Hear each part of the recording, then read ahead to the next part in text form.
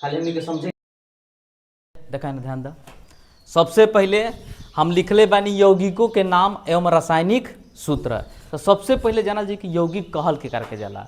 यौगिक के कहा जाता है? यौगिक एक ऐसा पदार्थ है, याद रखिए कि यौगिक एक ऐसा पदार्थ है जो दो या अधिक तत्वों के निश्चित अनुपात में मिलाने से या रासायनिक संयोग से बनता है, उसे हम क्या कहते हैं?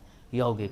तो याद रखिए, कोई भी पूछिए कि यौगिक किसे कहते हैं, तो वही यौगिक वह पदार्थ है जो दो या अधिक तत्वों के संयोग से, रासायनिक संयोग से बनता है, उसे हम क्या कहते हैं? यौगिक। अब हमनी के देखल जाए कि जौन जौन यौगिक बनल बा एक रासायनिक सूत्र का होखेला, ठीक है नु। तो सबसे पहले हम लिखले बानी कैल्शियम हाइड्रोक्साइड। तरह के केमिस्ट्री पढ़ावे से पहले हम लिखा चुकल बानी संकेत, परमाणु संख्या, द्रव्यमान संख्या और तत्व के नाम लिखल बानू। तो सबसे पहले बा हमनी के का चीज? Calcium hydroxide. Ca के मतलब होखेला कैल्शियम, OH के मतलब होखेला हाइड्रा। अब एक कोई पूछी कि कैल्शियम हाइड्रोक्साइड के रासायनिक सूत्र का होला, तो बताइए CaOH के होल ट्वाइस, CaOH के होल ट्वाइस। OH कोष्ट मानू और बाद 2 बा, तो OH के होल ट्वाइस। एकरा के बूझा हुआ चूना भी कहल जाला, यानी कि जौन चूना बूझ गईल ओकरा के CaOH के होल ट्वाइस यानी कैल्शियम हाइड्रोक्साइड भी कहल जाला। समझ में आइल? चला दूसरा अब हमनी के जाने के कोशिश करी का बा, कहता दूसरा बा हमनी के जल योजित कॉपर सल्फेट, यानी कि कॉपर सल्फेट ऐसन जेकरा में जल के मात्रा होखे। जल योजित के मतलब यानी कैसन कॉपर सल्फेट जेकरा में जल के का होखे? मात्रा होखे। तो जल योजित कॉपर सल्फेट के जो रासायनिक सूत्र बा CuSO4 × 5H2O होखेला। याद रखिए CuSO4 × 5H2O। कौन दिक्कत? अब हमनी के तीसरा जौन बात कहता है कि सोडियम नाइट्रेट। तरह का बतले हमनी के जब कोनो भी तत्व के यानी कि बाद में NO3 रही तो एक मतलब नाइट्रेट, CO3 के मतलब रही तो मतलब कार्बोनेट, CO3 के मतलब कार्बोनेट, OH के मतलब हाइड्रोक्साइड। लिखल बनो तरह के शॉर्ट में। तो याद रखे कहता है कि सोडियम नाइट्रेट यानी कि NaNO3। Na के मतलब सोडियम, Na के मतलब सोडियम आ NO3 के मतलब नाइट्रेट यानी कि सोडियम नाइट्रेट। तो सोडियम नाइट्रेट के रासायनिक सूत्र का होता है NaNO3। अब हमनी के जाने की कोशिश कल जाई जौन बा अगला बा कार्बन मोनोऑक्साइड। का चीज? Carbon monoxide. तो कार्बन मोनोऑक्साइड C से होखेला, कार्बन O से हो गई जौन ऑक्सीजन। तो दोनों क्रिया करके एक यौगिक के निर्माण करला जेकरा के आदमी कहला कार्बन मोनोऑक्साइड CO। कोई पूछी कि कार्बन मोनोऑक्साइड के रासायनिक सूत्र क्या होता है, तो CO। अब हमनी के जाने की कोशिश कर मीथेन। का चीज? मीथेन। मीथेन यानी कि CH4। का चीज? CH4। एकरा में परमाणु को अगर कहल जाए तो कार्बन के परमाणु एगो बा, हाइड्रोजन के परमाणु को बा? 4 गो बा। बनू याद रखा। तो मीथेन के सूत्र का कहला CH4। अब अगला बा हमनी के सिल्वर नाइट्रेट। सिल्वर जेकरा के लोग कहेला चांदी। का कहला आदमी? चांदी कहेला। तो सिल्वर नाइट्रेट के जो रासायनिक सूत्र होखेला, एकर यौगिक जो रासायनिक सूत्र है AgNO3। नाइट्रेट के मतलब NO3 आ सिल्वर के मतलब Ag। चांदी के संकेत का होखेला? Ag होखेला। होखेला नो? का होखेला? Ag। तो AgNO3 यानी कि सिल्वर नाइट्रेट। कोनो दिक्कत? अब हमनी के नेक्स्ट बात है एथेन। एथेन के रासायनिक सूत्र का होला था NH3 यानी कि नाइट्रोजन जौन बा परमाणु एगो बा है और हाइड्रोजन के परमाणु 3 गो बा। ये परमाणु है, ठीक नु। नीचे जौन लिखाला तो ना के परमाणु संख्या कहल जाला, और जब एक ऊपर लिखाई तो परमाणु द्रव्यमान। हमनी के नेक्स्ट चैप्टर में पढ़े के मिली बहुत विस्तार से।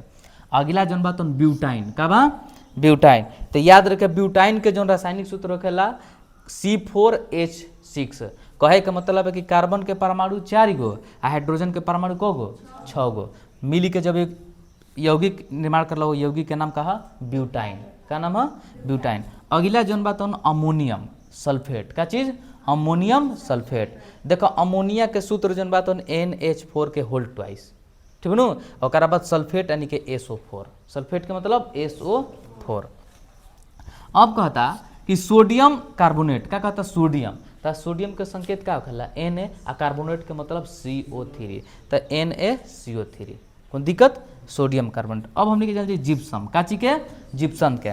तो जिप्सम को कहला CaSO4 × 2H2 यानी कि कैल्शियम SO4 और बाद 2H2 यानी कि जल को गो? 2 गो। बानो अब हमने के जाने की कोशिश कर बेंजीन। का चीज के? बेंजीन के। बेंजीन में ध्यान द हीरो, बेंजीन में कार्बन जौन बा तौन कार्बन के 6 गो परमाणु बा और हाइड्रोजन के को गो परमाणु बा 6 गो। ई दोनों क्रिया क के कोना युग के निर्माण करता है बेंजीन के, जेकरा के बेंजीन कहल जाला। बेंजीन के रासायनिक सूत्र क्या होता है C6H6, याद रखिए। अगला हमनी के जो नेक्स्ट बतन बा कैल्शियम ऑक्साइड। कैल्शियम के का होखेला परमाणु संख्या 20 आ द्रव्यमान संख्या 40, लिखल में नो।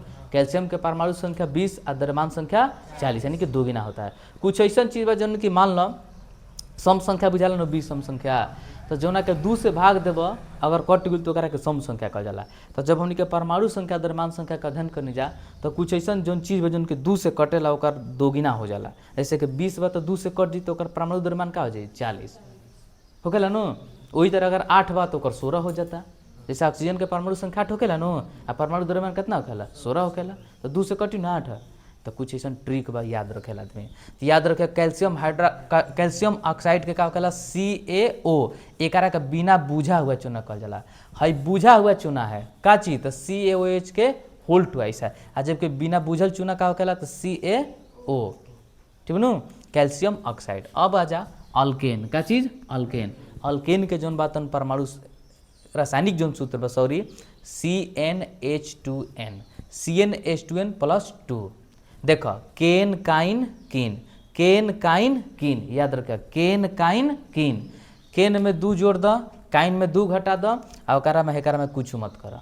देखो आ CnH2n में काची में CnH2n में अगर 2 जोड़त रहा तो केन बनता। याद रखा CnH2n में अगर 2 जोड़त रहा तो केन बनता, आ CnH2n में अगर 2 घटावत रहा तो काइन बनता, यानी कि एल्काइन। आ वह अगर कुछ नहीं जोड़ता एल्किन बनता। तो अल्केन के सूत्र का होला CnH2n+2, एल्काइन के सूत्र का होला CnH2n+-2 सॉरी, आ एल्किन के का होला CnH2n। कौन दिक्कत, ये बहुत बीबीआई चीज है पूछेला, याद रखे तीनों, कौन दिक्कत।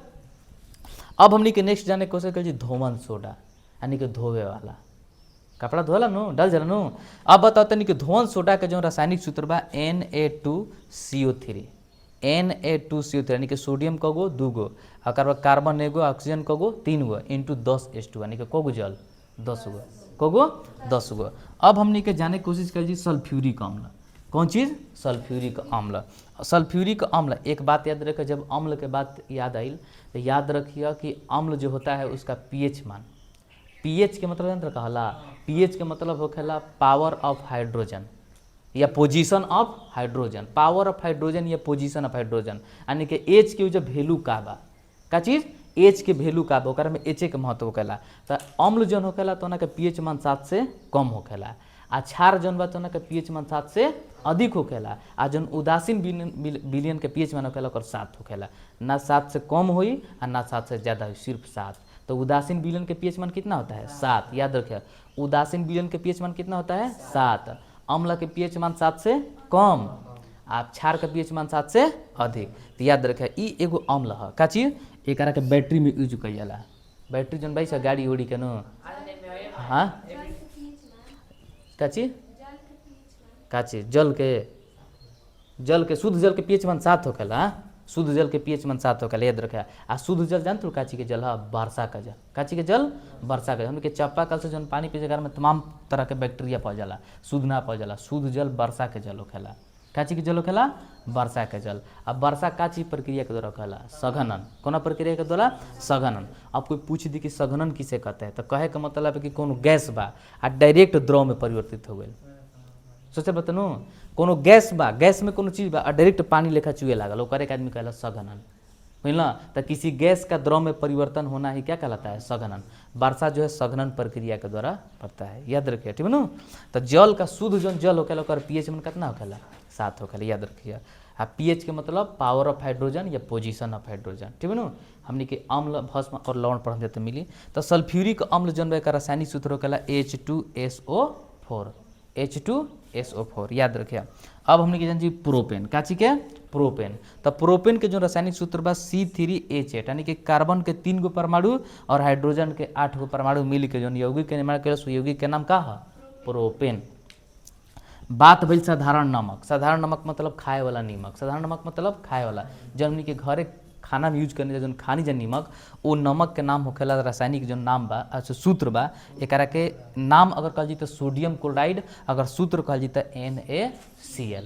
अगर नाम कहल जाए तो सोडियम क्लोराइड अगर सूत्र कह जी तो NaCl, Na के मतलब सोडियम आ Cl के मतलब क्लोराइड, यानी कि सोडियम भी एगो और क्लोरीन भी एगो मिल के का चीज के बनाता है, नमक का निर्माण करता है। कोनो दिक्कत?